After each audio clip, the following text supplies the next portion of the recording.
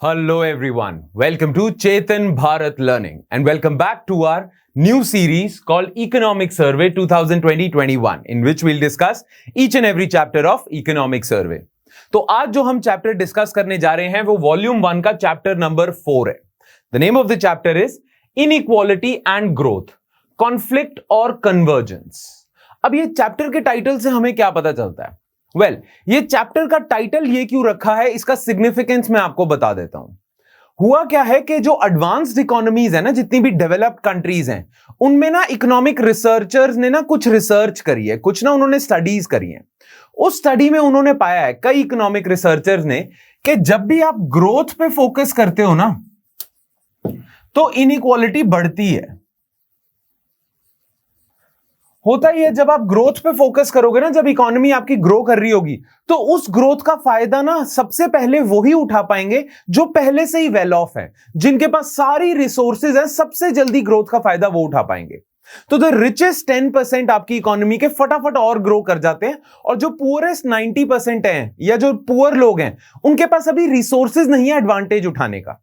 तो ग्रो तो वो भी करते हैं, पुअर लोग भी ग्रो करेंगे अगर कंट्री ग्रो कर रही है, पर रिच ज्यादा तेजी से ग्रो करेंगे. और अगर रिच ज्यादा तेजी से ग्रो करेंगे और पुअर कम तेजी से ग्रो करेंगे तो गैप बढ़ता जाएगा. तो इकोनॉमिक रिसर्च जो एडवांस इकोनॉमीज में हुई है, उन्होंने ये कहा है कि ग्रोथ का एसेंशियल फीचर है इनइक्वालिटी. उन्होंने तो यह तक कह दिया कि कैपिटलिज्म का एसेंशियल फीचर है इनइक्वालिटी. जहां जहां कैपिटलिज्म होगा वहां वहां इनइक्वालिटी होगी. और जब कैपिटलिज्म ग्रोथ ट्रेजेक्टरी पे चलता है ना, जब कैपिटलिज्म के थ्रू आप इकोनॉमिकली ग्रो कर रहे हो, क्योंकि बेस्ट तरीका ग्रो करने का कैपिटलिज्म ही है. यह तो ऑलमोस्ट प्रूव ही हो चुका है कि बेस्ट तरीका ग्रो करने का कैपिटलिज्म है. पर कैपिटलिज्म में इनइक्वालिटी की गुंजाइश भी है. तो ग्रोथ होती है, ठीक है, अच्छी बात है, पर इनइक्वालिटी भी बढ़ती जाती है साथ साथ. ठीक है, तो इसीलिए यह बोला गया कि inequality is an essential feature of capitalism. अब एडवांस्ड इकोनॉमीज में पता है क्या देखा जा रहा है? एडवांस्ड इकोनॉमीज में देखा जा रहा है कि ग्रोथ के हिसाब से या इनइक्वालिटी के हिसाब से देखा जाए तो दोनों के बीच में ना एक ट्रेड ऑफ है. ट्रेड ऑफ कैसे है? अगर आप ग्रोथ पे फोकस करोगे तो इनइक्वालिटी बढ़ेगी, इनइक्वालिटी को कम करने की कोशिश करोगे तो ग्रोथ फिर आपकी कम होगी. तो इसमें ना एडवांस्ड इकोनॉमीज के जितने भी पॉलिसी मेकर्स हैं उन्हें चॉइस लेनी पड़ रही है कि या तो ग्रोथ पे फोकस करें या इनइक्वालिटी को टैकल करें. प्लस वहां पे जो और रिसर्च हुई है ना, उसने पता क्या पाया है? उन्होंने देखा कि ना आप उनकी कंट्री में, एडवांस्ड इकोनॉमीज की कंट्री में ना, सोशियो इकोनॉमिक इंडिकेटर्स को मेजर करा है. सोशियो इकोनॉमिक इंडिकेटर्स क्या होंगे? जैसे हेल्थ कैसी चल रही है लोगों की, एजुकेशन लेवल्स कैसे चल रहे हैं, सोशल वेलफेयर कैसे चल रहा है, राइट? तो ये सोशियो इकोनॉमिक इंडिकेटर्स पे देखा कि लिटरेसी लेवल कितने हैं, लाइफ एक्सपेक्टेंसी कितनी है, ये सारी चीजें देखी. तो उन्होंने पाया कि ये जो जितने भी सोशियो इकोनॉमिक इंडिकेटर्स है ना, ये बेटर परफॉर्म तभी करते हैं जब वो कंट्रीज इनइक्वालिटी को कम करती हैं. जब वो कंट्रीज ग्रोथ पे फोकस करती है ना, तो ये सोशियो इकोनॉमिक इंडिकेटर्स इतने अच्छे से परफॉर्म नहीं करते जितना इनइक्वालिटी पे फोकस करने से करते हैं. मतलब अगर वेस्टर्न कंट्रीज ग्रोथ को सैक्रिफाइस करके ज्यादा फोकस, ग्रोथ को सैक्रिफाइस करने का मतलब ये नहीं है कि ग्रोथ जीरो कर दी, पर ग्रोथ पे ज्यादा फोकस ना करके इनइक्वालिटी पे फोकस करें ना अगर ये लोग, इनइक्वालिटी पे, तो इनके हेल्थ लेवल्स भी अच्छे होंगे, एजुकेशन लेवल्स भी अच्छे होंगे, ये सारी चीजें होंगी. तो आप देख सकते हो कि सोशियो इकोनॉमिक इंडिकेटर्स को अगर हम मापदंड माने, मेट्रिक माने, तो उसके हिसाब से there is a trade off between growth and inequality. And what do I mean by that trade off? Trade off का मतलब है कि चॉइस है, या तो ये चूज करो या ये चूज करो, राइट? ये चूज करोगे तो सोशियो इकोनॉमिक इंडिकेटर्स आपके अच्छा परफॉर्म करेंगे, ये चूज करोगे तो इकोनॉमी ग्रो ही करेगी, राइट? तो वेस्ट में या एडवांस्ड इकोनॉमीज में there is a conflict between growth and inequality. अब ये इकोनॉमिक सर्वे का चैप्टर है ना, ये पता है क्या इन्वेस्टिगेट करता है? कहता है देखो जितनी भी ये रिसर्चेज है ना, ये जितने भी रिसर्च हुई है, ये एडवांस्ड इकोनॉमीज में हुई है. क्या इंडिया की इकोनॉमी में भी, इंडिया जैसी डेवलपिंग इकोनॉमीज में भी ग्रोथ और इनइक्वालिटी कॉन्फ्लिक्ट करते हैं? या कहीं ऐसा तो नहीं है कि इंडिया जैसी इकोनॉमीज में ग्रोथ और इनइक्वालिटी कन्वर्ज करते हैं? ठीक है, दोनों कन्वर्ज करते हैं. तो वेस्ट में तो दोनों कॉन्फ्लिक्ट कर रहे हैं, कहीं इंडिया में कन्वर्ज तो नहीं कर रहे. कन्वर्ज का मतलब पता है क्या है? कन्वर्ज का मतलब यह है कि अगर इंडिया की इकोनॉमी ग्रोथ पे फुल ऑन फोकस करे तो इनइक्वालिटी भी बढ़ेगी। ये तो कैपिटलिज्म का फीचर है, इंडिया में इनइक्वालिटी भी बढ़ेगी। पर इंडिया में रिसर्च ने पाया है कि जब इंडिया की इकोनॉमी ग्रोथ पे फोकस करती है और इनइक्वालिटी भी बढ़ती है, उसकी वजह से इनइक्वालिटी भी बढ़ती है। क्या सोशियो इकोनॉमिक इंडिकेटर्स में अच्छा रिजल्ट देखने को मिलता है? तो इंडिया में पाया गया कि हां, जब ग्रोथ बढ़ रही है जिसकी वजह से इनइक्वालिटी भी बढ़ रही है, पर अगर इंडिया में ग्रोथ बढ़ती है तो इंडिया के हेल्थ लेवल्स अच्छे होते हैं, पॉवर्टी लेवल्स अच्छे होते हैं, एजुकेशन लेवल्स अच्छे होते हैं। तो इंडिया में ग्रोथ और इनइक्वालिटी ना कन्वर्ज कर रहे हैं। मतलब पॉलिसी मेकर्स के सामने चॉइस नहीं है, उनके सामने सीधा सा रास्ता है, आप ग्रोथ पे फोकस करो, इनइक्वालिटी थोड़ी सी बढ़ेगी पर कोई बात नहीं, क्योंकि लोगों की हेल्थ अच्छी हो रही है, एजुकेशन लेवल्स अच्छे हो रहे हैं, पॉवर्टी लेवल्स कम हो रहे हैं। तो इंडिया में ग्रोथ और इनइक्वालिटी में कॉन्फ्लिक्ट नहीं है, कन्वर्जेंस है। ये ध्यान से समझना कि इंडिया में जब इनइक्वालिटी बढ़ भी रही है ना बिकॉज ऑफ ग्रोथ, तो भी हेल्थ लेवल्स अच्छे हो रहे हैं, पॉवर्टी लेवल्स कम हो रहे हैं, राइट? अब आप ये सोच रहे होंगे कि पॉवर्टी लेवल्स कैसे कम हो रहे हैं अगर इनइक्वालिटी बढ़ रही है? वेल, बड़ी सिंपल सी चीज है, ये आपको समझना पड़ेगा, आगे भी इसके बारे में बात करेंगे। पर अगर इनइक्वालिटी बढ़ती है तो पॉवर्टी कैसे मतलब फिर उस केस में पॉवर्टी कम कैसे हो सकती है? इनइक्वालिटी बढ़ रही है मतलब पॉवर्टी तो बढ़ रही है, पर ऐसा है नहीं। देखो, इनइक्वालिटी बढ़ती तब है जब ये रिच लोग हैं और ये जो मासेस ऑफ पुअर लोग हैं इनमें गैप बढ़ रहा है। इनइक्वालिटी तो हम उसे ही कहते हैं ना। अब आपके दिमाग में क्वेश्चन है, जितना ज्यादा ये गैप बढ़ेगा उतने ज्यादा इंडिया में पॉवर्टी बढ़नी चाहिए। तो सर आप कैसे कह रहे हो, और ये इकोनॉमिक सर्वे कैसे कह रहा है कि इंडिया में जब इनइक्वालिटी बढ़ रही है पर ग्रोथ अगर साथ साथ हो रही है तो इनइक्वालिटी बढ़ रही हो कोई टेंशन नहीं है, पर पॉवर्टी कम हो रही होगी? ये कैसे कह सकते हो? क्योंकि गैप बढ़ेगा तो पॉवर्टी बढ़ेगी, पर ऐसा है नहीं। देखना, अब ये जो गैप है ना ये बढ़ सकता है, पर आपको पता है ये जो पुअर है, मतलब ये जो पुअर है, मेरे को पुअर वर्ड नहीं यूज करना चाहिए, एक तो टॉप रिच है और ये बॉटम लेवल की पॉपुलेशन है। इसमें भी ना सारे पुअर नहीं है, ये सारे मिडिल क्लास की अगर मैं बात करूं, ठीक है, तो ये आपकी मिडिल क्लास लगा लीजिए। इसके बॉटम लेवल पे पुअर लोग हैं जो बिलो पॉवर्टी लाइन है, ठीक है, बॉटम लेवल पे हैं। बाकी लेवल पे लोग मतलब मिडिल क्लास है, मतलब ठीक चल रहा है उनका। ये तो बहुत ही अमीर है, अंबानी अदानी। अब कहते ये हैं जब इंडिया में ना ग्रोथ होती है तो पूरी इकोनॉमी ग्रो करती है, सबके इनकम लेवल्स बढ़ते हैं, पर रिच के इनकम लेवल्स बहुत तेजी से बढ़ते हैं, इनके इनकम लेवल्स थोड़ी तेजी से बढ़ते हैं। इसी वजह से गैप बढ़ता जाता है, राइट? तो इनइक्वालिटी होती है। जब भी ग्रोथ होगी इनइक्वालिटी हो रही होगी, ठीक है, पर इनकी इनकम बहुत तेजी से बढ़ रही है, पर इसका मतलब ये थोड़ी है इनकी इनकम नहीं बढ़ रही, और ये भी थोड़ी है कि ये जो बॉटम में, जो बिलो एक्सट्रीम पॉवर्टी में है, इनकी इनकम भी नहीं बढ़ रही, थोड़ी सी बढ़ रही है पर बढ़ रही है। तो जब ग्रोथ होगी तो इनकी इनकम्स भी बढ़ेंगी, बॉटम लेवल वालों की, तो ये लोग भी पॉवर्टी लाइन से बाहर आ जाएंगे। हां, इनइक्वालिटी जरूर बढ़ी है क्योंकि रिच की तो इनकम और ज्यादा होगी है। आपने सुना होगा पिछले साल लॉकडाउन के दौरान जो अदानी ग्रुप है उन्होंने अपनी वेल्थ डबल की है एक साल के अंदर, राइट? तो रिच तो बहुत रिच होते जा रहे हैं, गैप बढ़ता जा रहा है, पर पुअर की भी ग्रोथ की वजह से थोड़ी थोड़ी इनकम बढ़ती जा रही है, और वो थोड़ी थोड़ी इनकम बढ़ने से वो पॉवर्टी से बाहर आ गए। अब इंडिया के लिए क्या ज्यादा जरूरी है, इस गैप को क्लोज करना या पुअर लोगों को पॉवर्टी लाइन से बाहर निकालना? वेल, दोनों ही जरूरी हैं, पर कई बारी आपके सामने जो चॉइस होती है ना उसमें आपको प्रायोरिटी देनी पड़ती है, ठीक है? तो इंडिया किसको प्रायोरिटी ज्यादा देगा, गैप इनइक्वालिटी को कम करना या पॉवर्टी लेवल्स को कम करना, यानी कि पुअर को पॉवर्टी से बाहर निकालना? तो नंबर 1 प्रायोरिटी तो पुअर को पॉवर्टी से बाहर निकालना होगा, फिर इनइक्वालिटी पे फोकस करेंगे। जो एडवांस्ड इकोनॉमीज है ना वहां पॉवर्टी लेवल्स तो ऑलरेडी बहुत कम है, उनके लिए पॉवर्टी इतना मुद्दा नहीं है, उनके लिए इनइक्वालिटी हो सकता है मुद्दा, राइट? इसीलिए इंडिया में कहा यह जा रहा है कि आप ग्रोथ पे फोकस करो, क्योंकि ग्रोथ अगर इंडिया की बढ़ेगी तो इनइक्वालिटी और ग्रोथ कन्वर्ज कर रहे हैं, इंटरेस्ट मैच कर रहे हैं। क्लियर? कुछ बनी बात? चलो आगे देखते हैं चैप्टर को तो और समझ आएगी बात। हर चैप्टर की तरह इस चैप्टर में भी स्टार्टिंग कोट से हो रही है, और ये एरिस्टोटल का कोट है, Greek philosopher. Poverty is the parent of revolution and crime.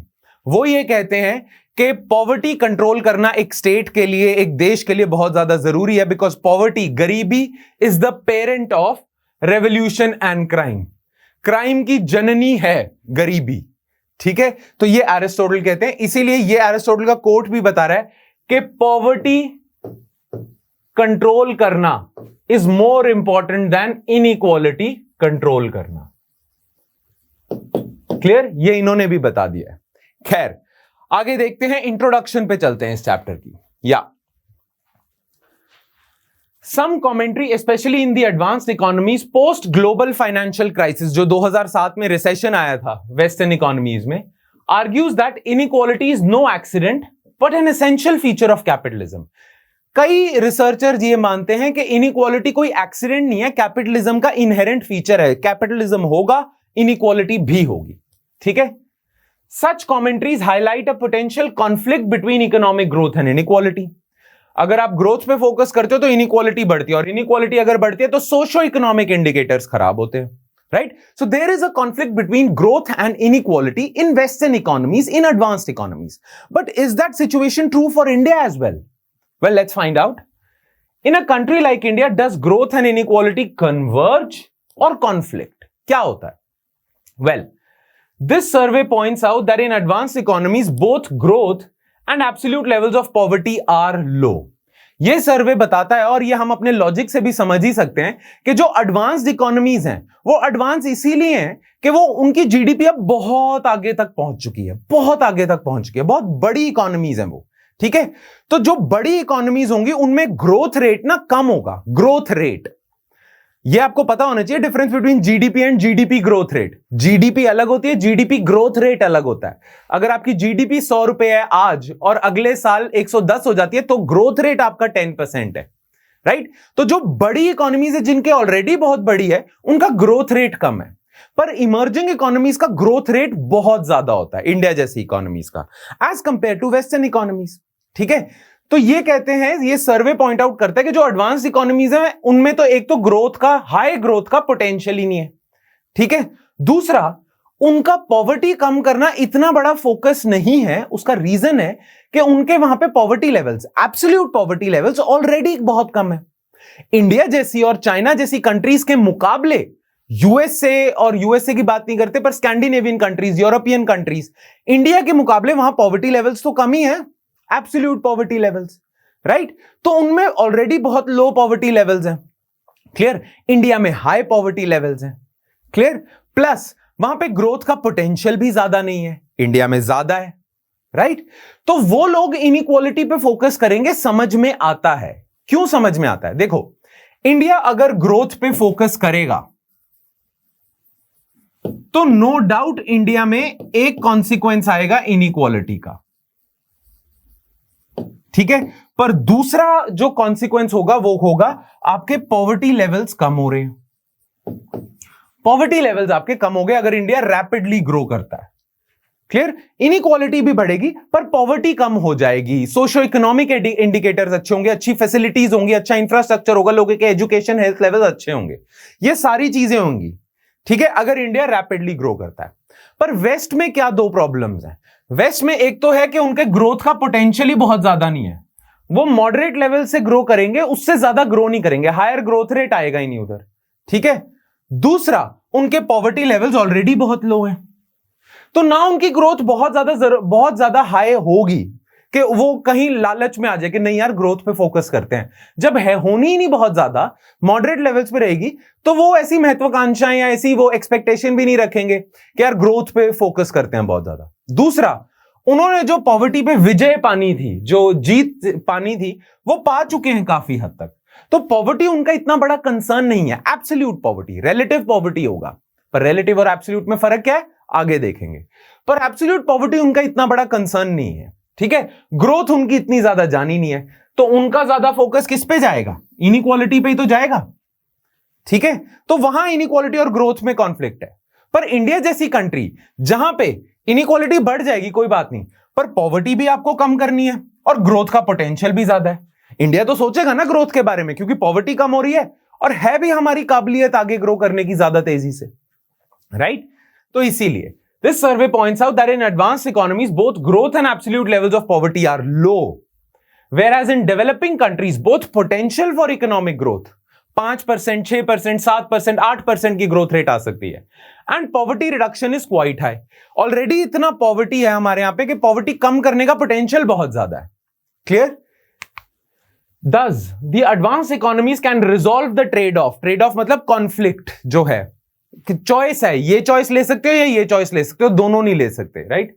Thus, advanced economies can resolve the trade-off between growth and inequality by leaning towards alleviating inequality. तो advanced economies afford कर सकती हैं growth और inequality में inequality को choose करना, वो afford कर सकती है क्योंकि उनके ग्रोथ का पोटेंशियल नहीं है, प्लस पॉवर्टी ऑलरेडी कम है। पर इंडिया जैसी कंट्रीज जहां अभी गरीबी बहुत कम करनी रह गई है और आप ग्रो कर सकते हो और तेजी से, वहां इंडिया को ग्रोथ की तरफ फोकस करना चाहिए। ठीक है, तो वहां इंडिया के पास कोई कॉन्फ्लिक्ट नहीं है ग्रोथ और इनइक्वालिटी में। As a matter of fact they converge.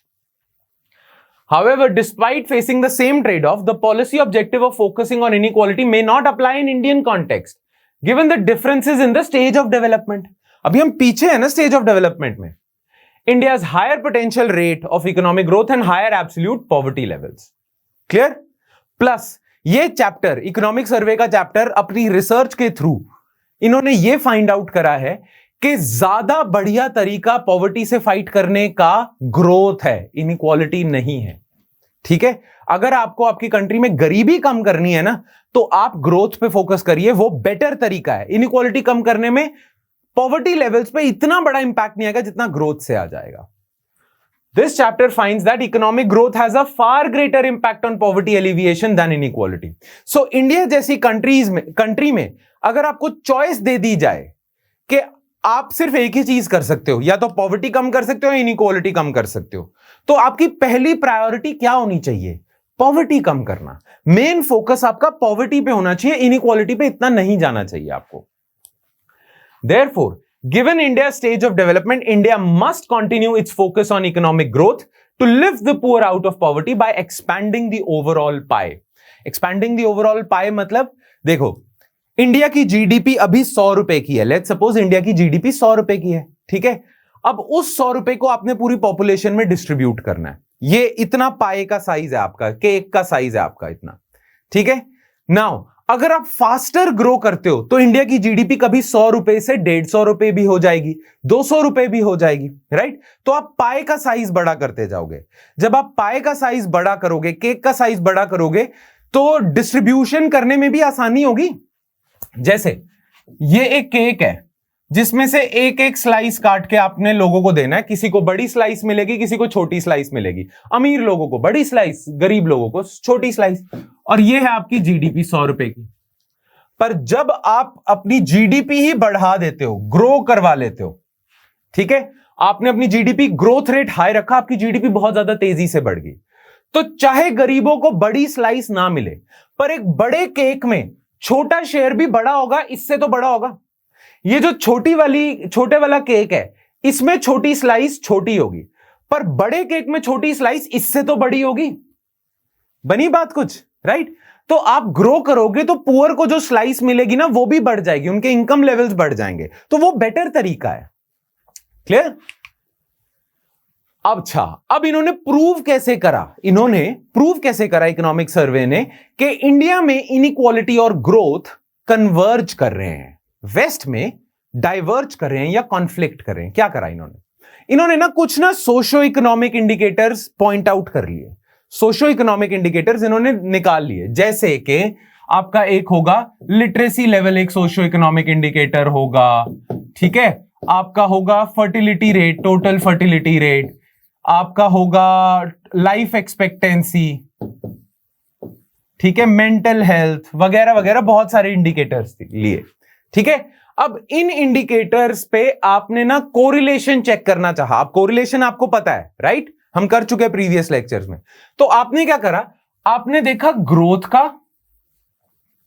Correlation in indicators के साथ, और आपने देखा इनइक्वालिटी का कोरिलेशन इनके साथ।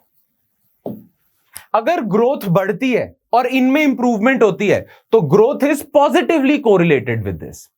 अगर इनइक्वालिटी बढ़ती है और इनमें इंप्रूवमेंट होती है तो inequality is also positively correlated with this. पर हमारा लॉजिक क्या कहता है कि इनइक्वालिटी अगर बढ़ेगी, लॉजिक ये कहता है कि इनइक्वालिटी बढ़ेगी अगर, तो यहां परफॉर्मेंस खराब हो जाएगी। तो हमारा लॉजिक कहता है कि inequality and these indicators are negatively correlated, negatively, कि जितनी ज्यादा आप इनइक्वालिटी बढ़ाते जाओगे, लिटरेसी, ये सारे सोशियो इकोनॉमिक इंडिकेटर्स खराब होते जाएंगे, राइट? और जितनी ज्यादा ग्रोथ बढ़ाओगे ये बेटर होते जाएंगे। क्लियर? Make sense? तो ग्रोथ इज जनरली, लॉजिकली अगर हम देखें तो ग्रोथ पॉजिटिवली कोरिलेटेड है और इनइक्वालिटी नेगेटिवली है। तो इसीलिए कहते हैं ना कि इनइक्वालिटी कम करनी चाहिए, कि इनइक्वालिटी कम करोगे तो इनमें बेटर आएगा, ये बेटर परफॉर्म करेंगे। इनवर्स रिलेशन है इनइक्वालिटी और इनका, इनवर्स रिलेशन है। इनइक्वालिटी बढ़ाओगे ये खराब, कम करोगे ये बेटर। ठीक है? तो वेस्ट में तो ना यही पाया गया, वेस्ट में पाया गया कि ग्रोथ बढ़ाओगे तो ये बेटर होते हैं, इनइक्वालिटी बढ़ाओगे तो ये कम होते हैं। ठीक है? इसीलिए वेस्टर्न लोग ये सोच रहे हैं कि इनइक्वालिटी कम करो, क्योंकि इनइक्वालिटी कम करोगे ना तो ये बेटर होंगे। अच्छा, वेस्ट वाले इनइक्वालिटी की तरफ फोकस क्यों कर सकते हैं? क्योंकि उनकी ग्रोथ एक पॉइंट से ज्यादा बढ़ नहीं सकती, पोटेंशियल नहीं है ना ज्यादा, कम ही ग्रो करेंगे, वो उनकी लिमिट है। तो वो इनइक्वालिटी पे जाना उनका नेचुरल है, स्वाभाविक है कि हम इनइक्वालिटी कम करते हैं, ये इंडिकेटर्स बेटर होंगे, क्योंकि उनके वहां पे इनइक्वालिटी और ये नेगेटिवली कोरिलेटेड है। पर जब हम इंडिया में आते हैं तो इंडिया में हमने पता क्या देखा है? इंडिया में जब हमने ये चीज करी तो हमने देखा ग्रोथ तो पॉजिटिवली कोरिलेटेड है इससे, कि लिटरेसी बेटर होती है, ग्रोथ हो रही है, टोटल फर्टिलिटी रेट बेटर हो रहा है, लाइफ एक्सपेक्टेंसी बेटर हो रही है। इनइक्वालिटी भी पॉजिटिवली कोरिलेटेड है, कि अगर इनइक्वालिटी बढ़ती जा रही है तो हमने सरप्राइजिंगली पाया कि लिटरेसी लेवल्स बढ़ रहे हैं, टोटल फर्टिलिटी रेट बढ़ रहा है, लाइफ एक्सपेक्टेंसी बढ़ रही है। कंडीशन ये है कि इनइक्वालिटी बढ़ किस वजह से रही है? ग्रोथ की वजह से रही है।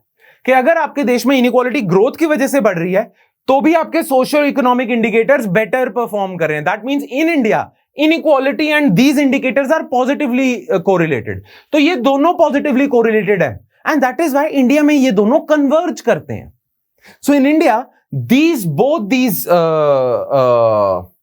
macroeconomic traits, both these traits actually converge। तो इंडिया को ग्रोथ पे फोकस करना चाहिए, इनइक्वालिटी बढ़ भी रही है कोई टेंशन नहीं, एज लॉन्ग एज ये बेटर हो रहे हैं, क्योंकि इंडिया का फोकस ये सोशियो इकोनॉमिक इंडिकेटर्स हैं। Make sense? ठीक है? ये पाया गया है इंडिया में। प्लस एक और चीज पाई गई है, unlike in advanced economies, in India, economic growth and inequality converge in terms of their effects on socio-economic indicators। ये तो आपने देख ही लिया।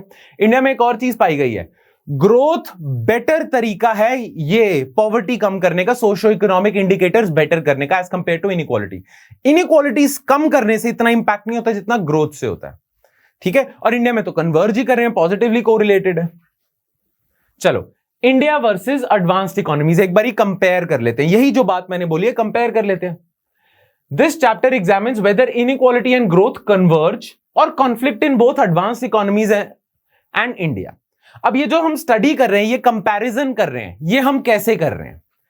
पहले तो हम देखेंगे correlation between these socio economic indicators and inequality. तो पहले हम कोरिलेशन देखेंगे between inequality and socio economic indicators. कौन से सोशो इकोनॉमिक इंडिकेटर्स हैं?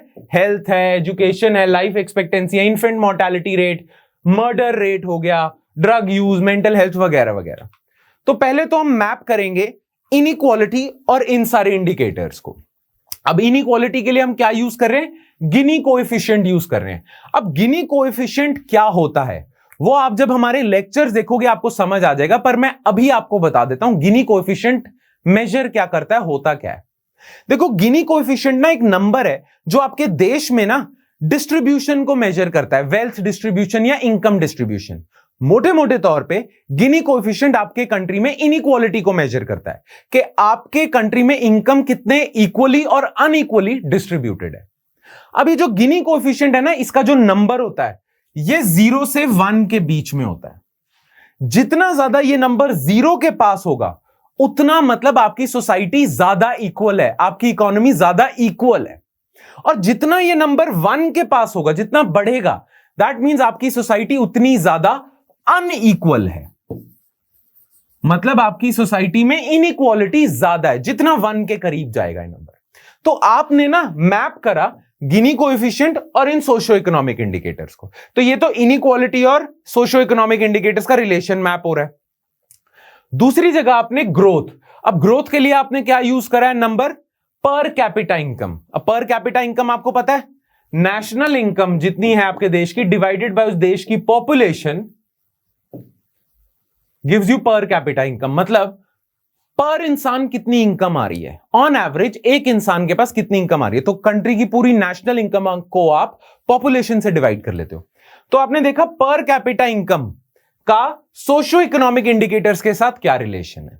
ठीक है, तो आपने पहले देखा इंडिया में इनइक्वालिटी का सोशो इकोनॉमिक इंडिकेटर्स के साथ क्या रिलेशन है, और ग्रोथ का सोशो इकोनॉमिक इंडिकेटर्स के साथ क्या रिलेशन है। और फिर आपने देखा एडवांस्ड इकोनॉमीज में इनइक्वालिटी का सोशो इकोनॉमिक इंडिकेटर्स के साथ क्या रिलेशन है, ग्रोथ का सोशो इकोनॉमिक इंडिकेटर्स के साथ क्या रिलेशन है। तो दोनों को कंपेयर करा आपने। This is done for both advanced economies and India. Now ध्यान से सुनना, the survey finds that in India's case inequality and growth are positively correlated. कि आपके कंट्री में बहुत ज्यादा ग्रोथ हो रही है, ग्रोथ की वजह से इनइक्वालिटी भी बढ़ रही है। ठीक है, तो गिनी कोएफिशिएंट भी बढ़ रहा है, पर कैपिटा इनकम भी बढ़ रही है। अब आप देखते हो कि क्या सोशो इकोनॉमिक इंडिकेटर्स बेटर हो रहे हैं, तो आप पाते हो सोशो इकोनॉमिक इंडिकेटर्स बेटर हो रहे हैं। तो दोनों बढ़ रहे हैं और सोशो इकोनॉमिक इंडिकेटर्स बेटर हो रहे हैं, ग्रोथ भी बढ़ रही है, इनइक्वालिटी भी बढ़ रही है और सोशो इकोनॉमिक इंडिकेटर्स भी बढ़ रहे हैं। तो इस केस में both inequality and growth are directly proportional to socio economic indicators. सुना है ना टर्म ये डायरेक्टली प्रोपोर्शनल। तो डायरेक्टली प्रोपोर्शनल को हम पॉजिटिवली कोरिलेटेड कह देते हैं। ठीक है, तो ये तो इंडिया में हो गया। एडवांस्ड इकोनॉमीज में क्या पाया गया कि ग्रोथ बढ़ती है तो ये सोशो इकोनॉमिक इंडिकेटर्स बेटर होते हैं, पॉजिटिव कोरिलेशन है, डायरेक्टली प्रोपोर्शनल है। पर जब इनइक्वालिटी बढ़ती है तो ये सोशो इकोनॉमिक इंडिकेटर्स खराब होते हैं। तो inequality and the socio economic indicators in western countries are inversely proportional. और इनवर्सली प्रोपोर्शनल को हम कोरिलेशन की लैंग्वेज में क्या कहते हैं? Negatively correlated.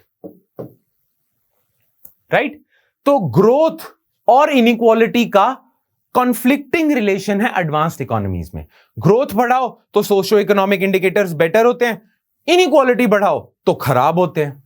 इंडिया में क्या है? इंडिया में दोनों साथ साथ डायरेक्टली प्रोपोर्शनल हो रहे हैं। ग्रोथ बढ़ाओ जिसकी वजह से इनइक्वालिटी बढ़ रही है, पर सोशो इकोनॉमिक इंडिकेटर्स तो बेटर हो रहे हैं। Right, so in India's case there is convergence, in western economies या advanced economies there is conflict. अच्छा, ये भी पता चल गया सोशो इकोनॉमिक इंडिकेटर जो मैं बार बार बोल रहा हूं क्या है, वो यही है, हेल्थ कैसी चल रही है, एजुकेशन वगैरह वगैरह। thus there is some rationale for focusing on inequality in advanced economies, है ना। अगर एडवांस इकोनॉमीज कह रही हैं कि नहीं हमारे लिए इनइक्वालिटी को टारगेट करना इंपॉर्टेंट है, तो वो सेंस भी बना रही है बात। क्यों? क्योंकि उनकी ग्रोथ एक पॉइंट से ज्यादा तो बढ़ नहीं सकती, और अगर इनइक्वालिटी बढ़ेगी तो सोशो इकोनॉमिक इंडिकेटर्स खराब होंगे, तो उनका प्रायोरिटी देना इनइक्वालिटी को बनता है। मेक सेंस, क्योंकि उससे सोशो इकोनॉमिक इंडिकेटर्स अच्छे हो रहे हैं। पर इंडिया में क्या है? इंडिया में ग्रोथ बढ़ेगी तो लोग पॉवर्टी से भी बाहर आएंगे जल्दी, ग्रोथ बढ़ेगी, इनइक्वालिटी भी बढ़ेगी, पर सोशो इकोनॉमिक इंडिकेटर्स बेटर होंगे। तो इंडिया में एक तो ग्रोथ बढ़ाने का पोटेंशियल ज्यादा है, प्लस इंडिया में इनइक्वालिटी और ग्रोथ कन्वर्ज कर रहे हैं। तो इंडिया के लिए सेंस बनाता है ग्रोथ पे फोकस करना। वेस्टर्न इकोनॉमीज के लिए ठीक है, थोड़ा सेंस बना रहा है inequality. Clear? Given its low absolute poverty levels and growth potential, India's public policy should be directed more towards economic growth. ठीक है, तो इंडिया अलग है। क्लियर? चलो, other findings in the study. ये स्टडी में और क्या फाइंडिंग्स थी वो आप खुद देख लेना। इसमें ना बस ये बताया हुआ है कि मेंटल हेल्थ का क्या हुआ था, बर्थ रेट और फर्टिलिटी रेट्स का क्या इंपैक्ट हुआ था। ये बस कुछ कुछ चीजें हैं, ये मैंने मेंशन कर दिया क्योंकि ये स्टडी को ना कंप्लीट करती हैं, पर ये आपके यूपीएससी के लिए इतना ज्यादा इंपॉर्टेंट नहीं है। Other findings in the study ये इतना इंपॉर्टेंट नहीं है। ऑलराइट, ठीक है, मेन इंपॉर्टेंट है ये रिलेशन फाइंड आउट करना, कॉन्फ्लिक्ट और कन्वर्जेंस वाला। ऑलराइट, नाउ ये इकोनॉमिक सर्वे कहता है कि अगर अभी भी आपके दिमाग में कोई डाउट है ना, इंडिया के पॉलिसी मेकर्स, अगर अभी भी आपके दिमाग में कोई डाउट है ना कि क्या ग्रोथ पे फोकस करें या इनइक्वालिटी पे फोकस करें, तो चाइना की तरफ देख लो एक बारी, सारे डाउट्स आपके दूर हो जाएंगे। चाइनीज एग्जाम्पल को देख लो। चाइना कभी किसी जमाने में इंडिया से भी पीछे था। चाइना कभी किसी जमाने में बहुत ज्यादा डेवलपिंग कंट्री था, इंडिया से तो पीछे था ही। 1970s और 60s की बात करें, 70s की, तो सोशियो इकोनॉमिक इंडिकेटर्स में, पॉवर्टी लेवल्स में चाइना इंडिया से भी पीछे था। राइट, पर आज कोई ऐसा कह सकता है कि चाइना किसी भी हिसाब से इंडिया से पीछे है? नहीं, चाइना ने अपने पॉवर्टी लेवल्स बहुत ड्रास्टिकली कम करे हैं, चाइना ने अपने सोशो इकोनॉमिक इंडिकेटर्स बहुत बेटर करे हैं, राइट? तो चाइना ने ये सब कैसे अचीव करा? वेल, चाइना ने ग्रोथ पे फोकस करा, ब्रूट, रैपिड, एक्सप्लोसिव ग्रोथ, ठीक है? चाइना ने बिल्कुल ऐसे ग्रोथ पे फोकस करा और आज उन्होंने पॉवर्टी भी कम करी, सोशो इकोनॉमिक इंडिकेटर्स भी कम करे और इकोनॉमी का साइज भी इतना बड़ा कर लिया। तो अगर आपको डाउट है कि ग्रोथ पे जाएं, डेवलपिंग कंट्रीज को अगर डाउट है कि ग्रोथ पे जाएं या इनइक्वालिटी पे फोकस करें, तो चाइना से सीख लो। उन्होंने ग्रोथ पे फोकस करा, उससे उनकी पॉवर्टी कम हो गई। हां, इनइक्वालिटी जरूर बढ़ी चाइना में ग्रोथ की वजह से इनइक्वालिटी जरूर बढ़ी, पर चाइना जैसी कंट्री के लिए पॉवर्टी कम करना प्रायोरिटी थी, लोगों की, बुरे हाल वाले लोगों की सिचुएशन अच्छा करना प्रायोरिटी थी। वही इंडिया की होनी चाहिए।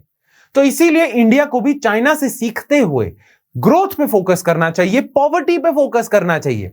मेन एम आपका पॉवर्टी कम करना होना चाहिए, ना कि इनइक्वालिटी कम करना, क्योंकि अभी आपके कंट्री में पॉवर्टी ज्यादा है। तो चाइना का एक्सपीरियंस हमें एक लेसन देता है कि हमें किस डायरेक्शन में जाना चाहिए। तो Chinese example, China has made remarkable strides in reducing extreme poverty rates since 1970s. As per data from China National Bureau of Statistics, the head count ratio पता क्या होता है कि आपकी टोटल पॉपुलेशन में से कितने परसेंटेज लोग बिलो पॉवर्टी लाइन है, उसे हेड काउंट रेशियो कहेंगे। So the head count ratio of poverty has reduced by 94%. 94% उन्होंने पॉवर्टी कम करी है 1980 से लेके 2015 तक in rural China. By the official poverty line, which is 21% higher than the line that is set by US. Globally, जो world bank ने poverty line set करी है ना, वो है $1.9 पर डे। चाइना की उससे 21% ज्यादा ऊपर पॉवर्टी लाइन है, तो चाइना ज्यादा एम्बिशियस है, ठीक है? The country has made remarkable progress in reducing poverty. Though Gini coefficient of income distribution among rural residents rose by 62%. China ने पॉवर्टी तो कम करी है और रैपिड ग्रोथ की वजह से उनका गिनी कोएफिशिएंट बढ़ा है। अब आपको पता है ना गिनी कोएफिशिएंट क्या करता है? इनइक्वालिटी मेजर करता है। तो ये लिख रहे हैं कि दो चाइना में ग्रोथ की वजह से इनइक्वालिटी भी बढ़ी है, पर पॉवर्टी तो देख लो कितनी कम हुई है। और हमारा फोकस इनइक्वालिटी से ज्यादा पॉवर्टी होना चाहिए, राइट?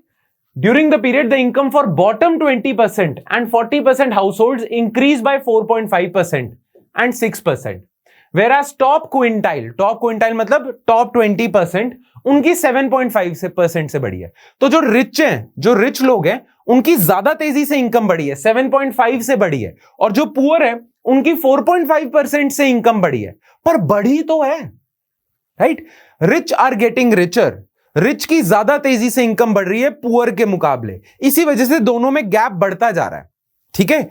रिच 7.5% से ग्रो कर रहे हैं, पुअर 4.5% से ग्रो कर रहे हैं, तो गैप तो बढ़ता जाएगा, इनइक्वालिटी बढ़ती जाएगी। पर आप ये भी तो देखो कि पुअर भी तो ग्रो कर रहे हैं, जीरो पे तो नहीं है, 4.5% से तो ग्रो कर रहे हैं। उनके लिए पॉवर्टी से बाहर आने का तरीका तो अच्छा है ये 4.5 से ग्रो करना।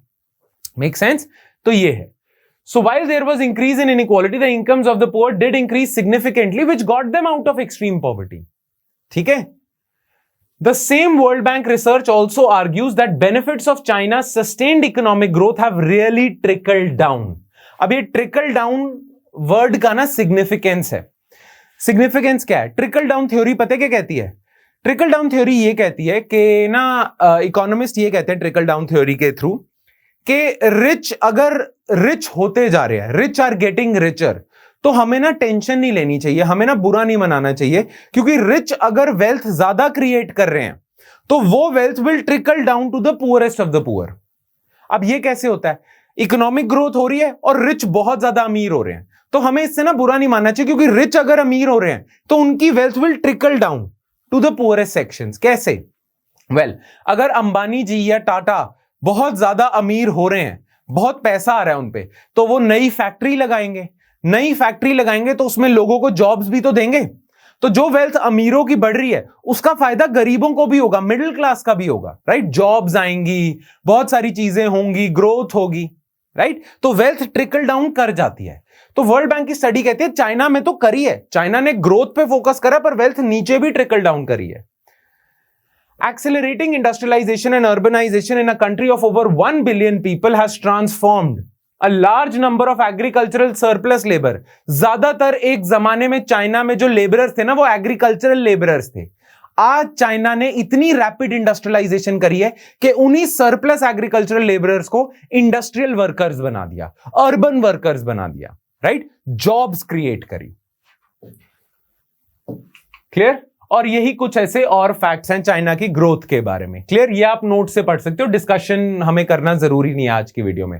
पॉइंट इज, मोटे मोटे तौर पे यू नीड टू नो कि the Chinese example tells us और teaches us that we should, our policy makers should focus on growth, right? They shouldn't worry that much about inequality. Yes, they should take steps to reduce inequality. They should take steps towards better redistribution of income. They should do that.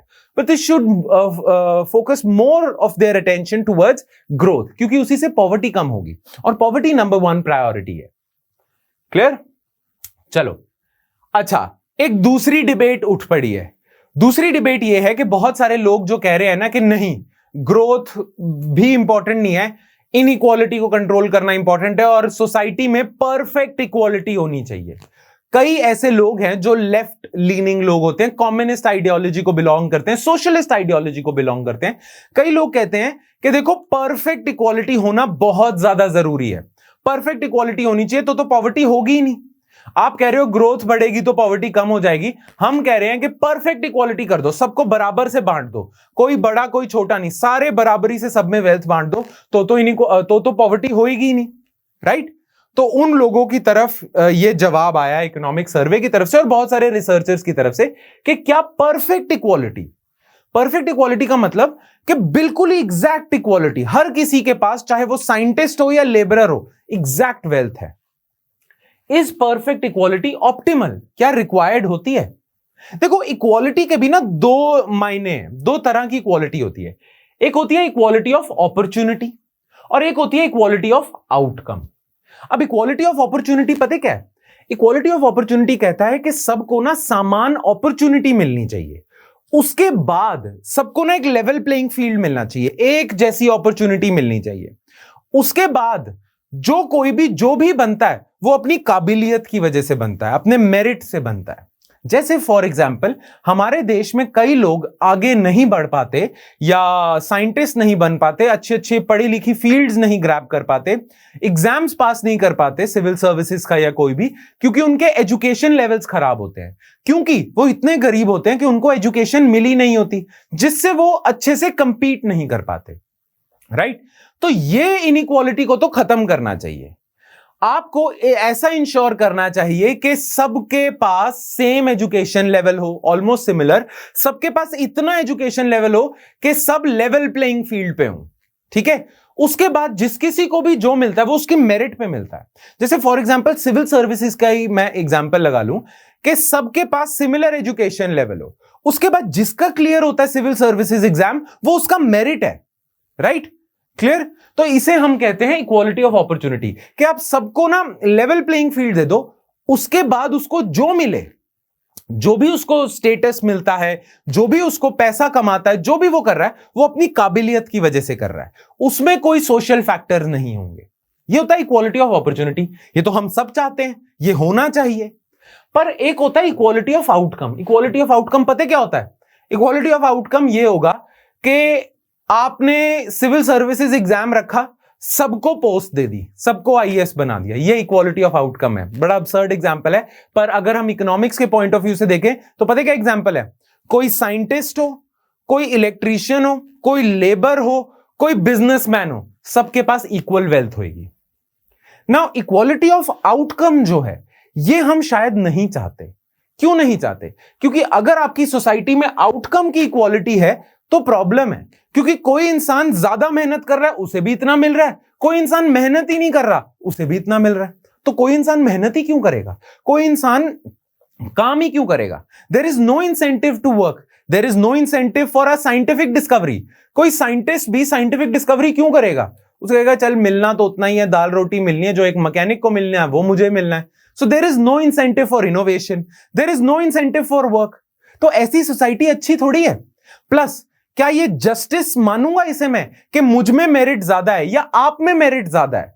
या क्या ये justiciable होगा कि आप में merit ज्यादा है, मुझ में जरा भी मेरिट नहीं है, मुझ में जरा भी काबिलियत नहीं है, फिर भी मुझे आपसे ज्यादा मिल रहा है, या मुझे और आपको समान मिल रहा है, सेम मिल रहा है? क्या ये जस्टिस होगा? अगर आप में मेरिट ज्यादा है तो आपको मिलना चाहिए ज्यादा, मुझ में मेरिट नहीं है तो मुझे नहीं मिलना चाहिए। पर अगर हम इक्वालिटी ऑफ आउटकम की तरफ जाते हैं तो ऐसा हो जाएगा। तो इसीलिए इक्वालिटी ऑफ अपॉर्चुनिटी एक ऐसी चीज है जो हम चाहते हैं, आउटकम नहीं चाहते। परफेक्ट इक्वालिटी ऑफ आउटकम नहीं चाहते। Perfect equality of outcome can reduce individuals' incentive for work, innovation and wealth creation. Thus, the overall size of economic pie doesn't grow. ठीक है? A benevolent social planner would want to increase the size of economic pie even if he attaches more weight to the poor than the rich. Clear? जो एक policy maker होगा, अच्छा policy maker होगा, वो भी चाहेगा कि इकोनॉमिक ग्रोथ हो, पूरे के पूरे पाए का साइज, जीडीपी का साइज बढ़े। ठीक है? Therefore, for India, where the growth potential is high and scope for poverty reduction is also significant, a policy that lifts poor out of their drudgery, मतलब इसका मतलब यह है कि इनइक्वालिटी से ज्यादा पॉवर्टी कंट्रोल करना इंपॉर्टेंट है। ठीक है? अच्छा, ये मैंने एक बॉक्स इकोनॉमिक सर्वे में था स्क्रीनशॉट, तो ये मैंने आपके साथ शेयर करा। इसमें पता है क्या है, इसमें ना स्टडी हुई थी, एक सर्वे हुआ था, और उसमें हमने जानने की कोशिश करी थी उस सर्वे में कि क्या दुनिया भी, लोग भी परफेक्ट इक्वालिटी चाहते हैं? क्या लोग चाहते हैं परफेक्ट इक्वालिटी हो आउटकम की, इक्वालिटी ऑफ आउटकम? ये लोग भी चाहते हैं कि देखो बेसिक जस्टिस हो, पर थोड़ी इनइक्वालिटी तो जरूरी है, मेरिट को आप कैसे रिवॉर्ड करोगे? ठीक है? तो इन्होंने पता क्या करा, इन्होंने यूएसए में स्टडी करी, इन्होंने देखा, इन्होंने ना ग्रुप्स, एक सैंपल साइज लिया लोगों का और सर्वे करा, और उसमें लोगों को 3 चॉइसेस दे दी कि आप कौन सी सोसाइटी में रहना चाहते हैं। ठीक है? तो सबसे पहला आपने दिया सोसाइटी का जो परफेक्टली इक्वल है, नंबर 1 है जो इक्वल है, परफेक्ट इक्वल है, इक्वालिटी ऑफ आउटकम। कोई चाहे साइंटिस्ट है, कोई लेबरर है, सेम है वो बिल्कुल वेल्थ वाइज। दूसरा आपने देखा कि यार सोसाइटी परफेक्ट इक्वल नहीं है, पर मॉडरेट लेवल्स ऑफ इनइक्वालिटी है। मॉडरेट मतलब अनइक्वल है पर थोड़े लेवल पे है, मॉडरेट लेवल है, जैसे स्वीडन, नॉर्वे वगैरह में है, मॉडरेट लेवल्स पे इनइक्वालिटी है। और तीसरी सोसाइटी है यूएसए जैसी, इंडिया जैसी, बिल्कुल ही काफी ज्यादा अनइक्वल। तो लोगों से जब पूछा कि आप इन तीनों में से कौन सी सोसाइटी चूज करना चाहेंगे, तो लोगों ने ना इसको चूज करा, लोग मानते हैं कि यार परफेक्ट इक्वल सोसाइटी जस्टिस नहीं है, मेरिट वाले इंसान के साथ धोखा हो रहा है उसमें, और अनइक्वल सोसाइटी गरीबों के लिए अच्छी नहीं है, बहुत बुरा हो रहा है। तो बेस्ट सोसाइटी कौन सी है? मॉडरेट लेवल्स ऑफ इनइक्वालिटी जहां हो, स्कैंडिनेविया, स्वीडन वगैरह जैसी। तो लोग भी थोड़े अमाउंट की इनइक्वालिटी चाहते हैं। क्लियर?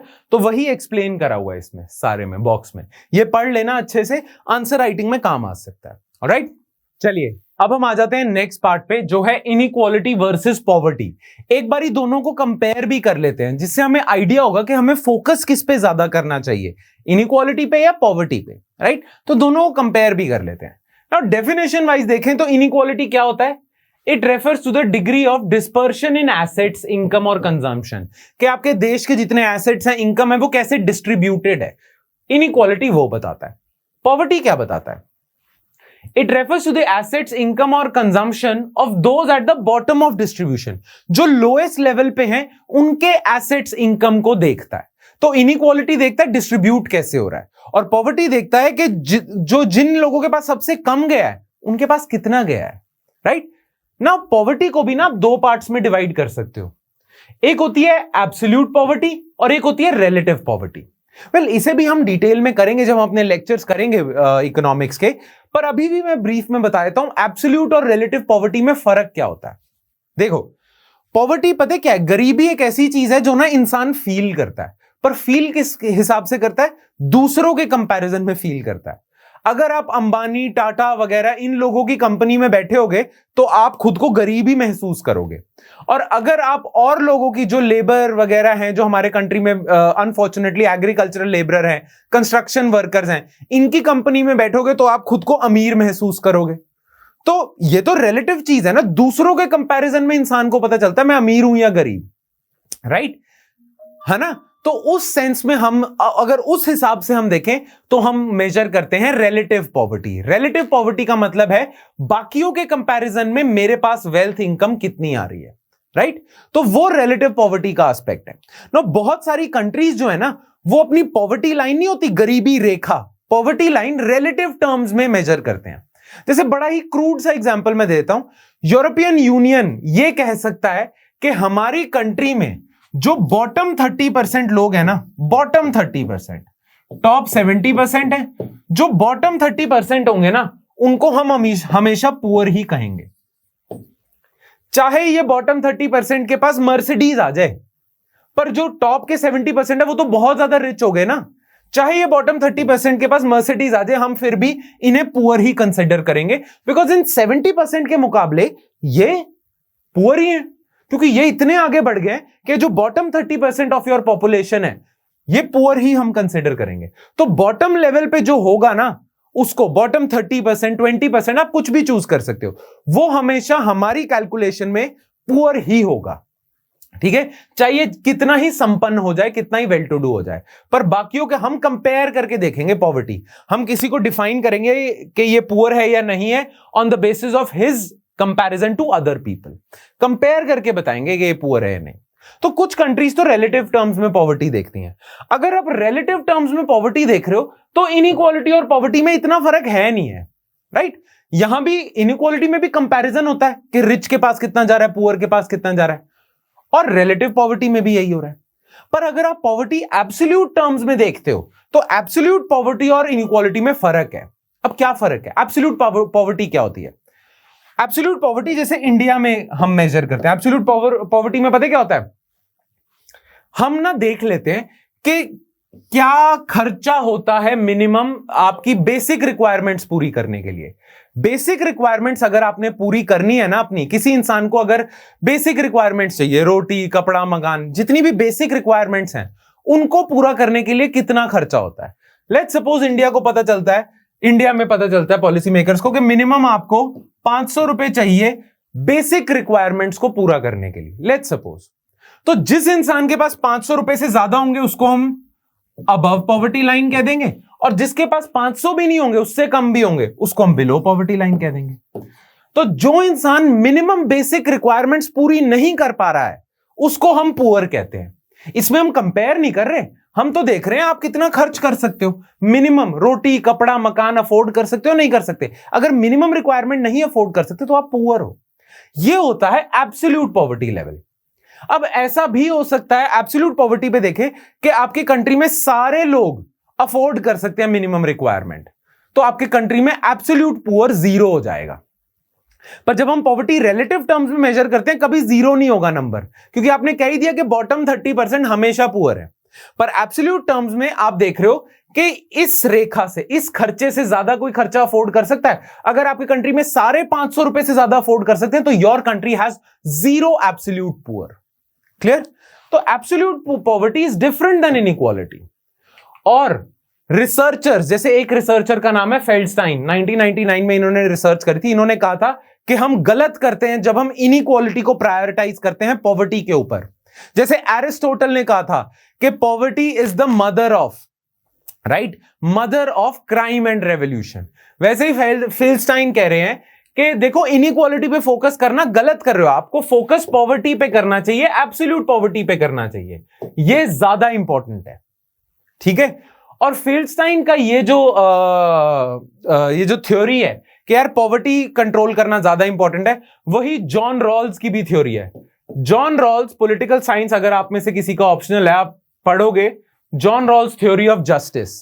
तो जॉन रॉल्स की जो थ्योरी थी, थ्योरी ऑफ जस्टिस, उसको हम डिस्कस नहीं करेंगे, पर जॉन रॉल्स की थ्योरी ऑफ जस्टिस में डिस्ट्रीब्यूटिव जस्टिस था कि कैसे हम वेल्थ और इनकम को डिस्ट्रीब्यूट करें। तो जॉन रॉल्स की थ्योरी ऑफ जस्टिस में आपको ब्रीफ में बताया, तो जॉन रॉल्स ने पता क्या कहा था? जॉन रॉल्स ने कहा था कि इनइक्वालिटी जस्टिफाइड है, इनइक्वालिटी जस्टिफाइड है एज लॉन्ग एज जो पुअरेस्ट है ना उनको भी फायदा हो रहा हो। तो अगर आप इनइक्वालिटी इंट्रोड्यूस कर रहे हो अपनी सोसाइटी में तो वो जस्टिफाइड होगी अगर पुअरेस्ट हाउस होल्ड्स की भी इनकम्स बढ़ रही हो। और ऐसा हो रहा है इंडिया में, ग्रोथ हो रही है, rich are getting richer but poor are also improving. तो इनइक्वालिटी हो रही है पर उससे पुअरर की भी इनकम बढ़ रही है। तो जॉन रॉल्स की थ्योरी ऑफ जस्टिस भी इस बात की पुष्टि करती है। वो कहती है, जॉन रॉल्स की थ्योरी ऑफ जस्टिस भी एक तरह से कह देती है कि हां, पॉवर्टी कंट्रोल करना इंपॉर्टेंट है, इनइक्वालिटी जस्टिफाइड है। और फील्डस्टाइन का चैलेंज तो है ही है। फील्डस्टाइन कहता है पॉवर्टी पे फोकस करना चाहिए, क्या इनइक्वालिटी लगा रखी है।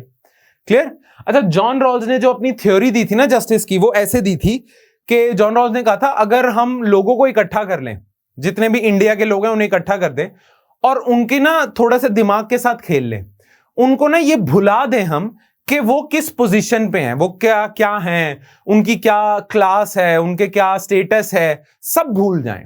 ठीक है, सबके पास ना इतना इग्नोरेंट कर दो उनके दिमाग से खेल के कि उन्हें नहीं पता कि इस सोसाइटी में वो रिच होंगे या पुअर होंगे, हाई स्टेटस के होंगे या लो स्टेटस के होंगे, कुछ नहीं पता।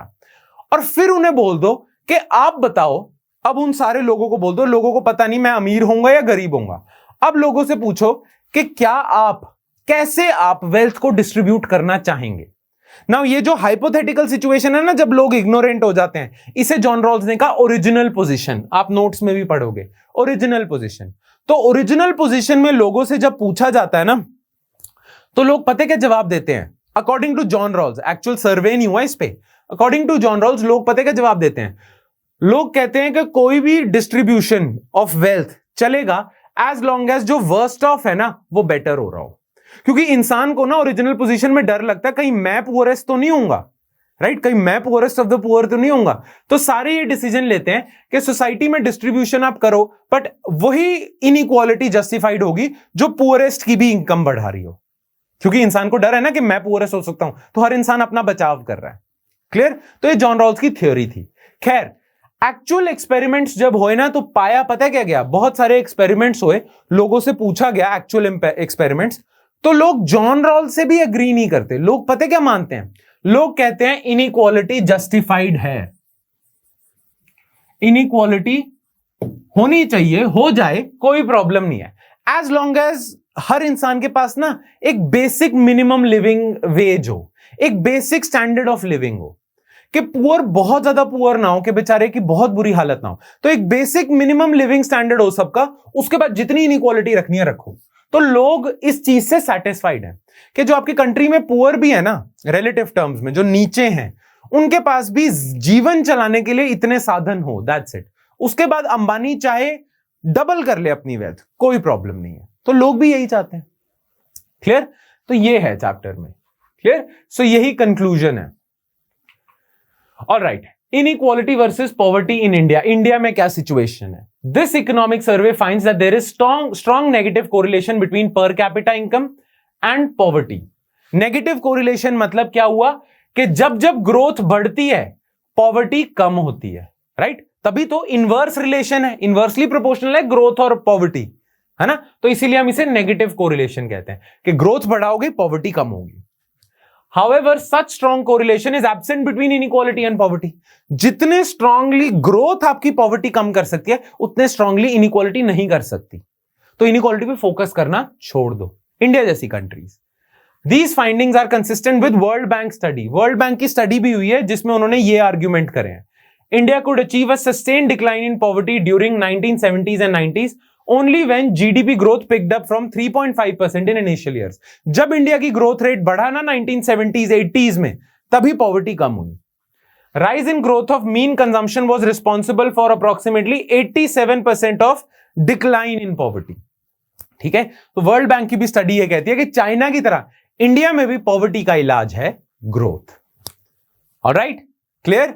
तो इसी के साथ हमारा चैप्टर खत्म होता है। I hope you like the chapter, I hope you got everything. जो भी मुश्किल पोर्शन होगा इसमें वो सब आपको समझ आया। I hope you got it all. Alright, so that's it from my side guys. I will see you next time with another chapter of economic survey. Thank you.